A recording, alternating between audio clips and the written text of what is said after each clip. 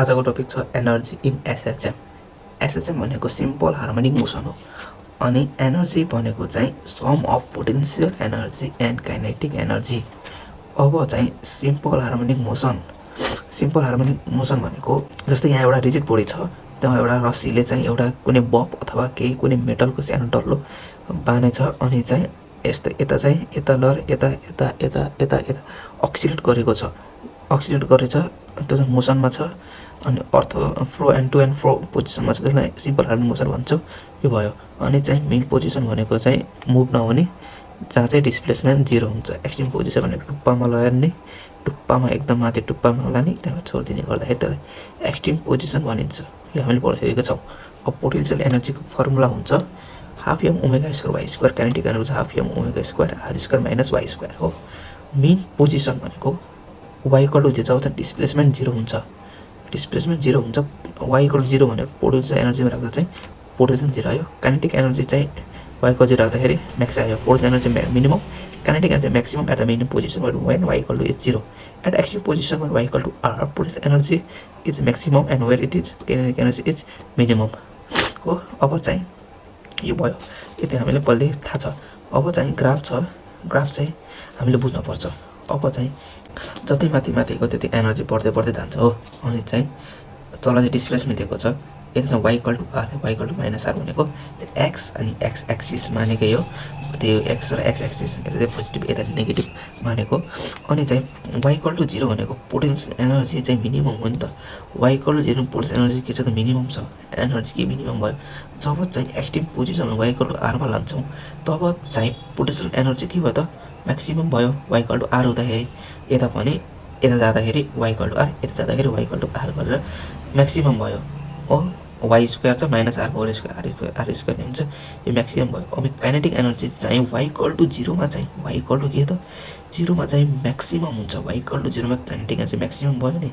अब एक्सट्रिम पोजिसनमा लान्छौँ, काइनेटिक एनर्जी के 0 भयो, बढेन नि। यता पनि यता जाँदाखेरि बढेन, यता जाँदाखेरि एनर्जी बढेन। जब चाहिँ Y equal to 0 minimum position भयो, काइनेटिक एनर्जी चाहिँ म्याक्सिमम भयो। अब यति हामीले बुझिसकेपछि अर्को क्वेसन, अर्को इम्पोर्टेन्ट क्वेसन छ। यो छ एउटा, यहाँ चाहिँ एनालाइज द प्लट भनेको छ, यति फिगर दिएको छ अनि हामीलाई 3टा क्वेसन दिएको छ।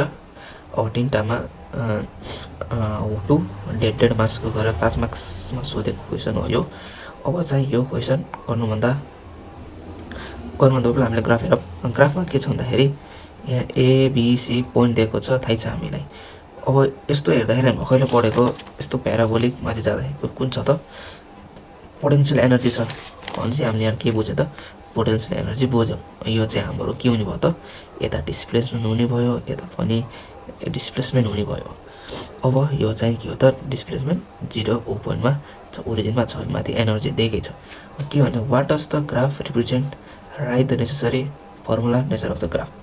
वाट द ग्राफ रिप्रेजेन्ट, अब ग्राफले के रिप्रेजेन्ट गर्छ भन्दाखेरि पोटेन्सियल एनर्जी भनेको variation of potential energy at the function of SHM भयो। अनि राइट द फर्मुला भनेपछि नेचर अफ ग्राफ पोटेन्सियल एनर्जीको फर्मुला थाहै छ हामीलाई, हाफ एम ओमेगा स्क्वायर अनि वाई स्क्वायर भयो। यो हामीले आफै मिलाएर लेख्न सक्छौँ, यो मैले सफलमा लेख्दै। अब B number what are the 3 points A B C भनेको छ।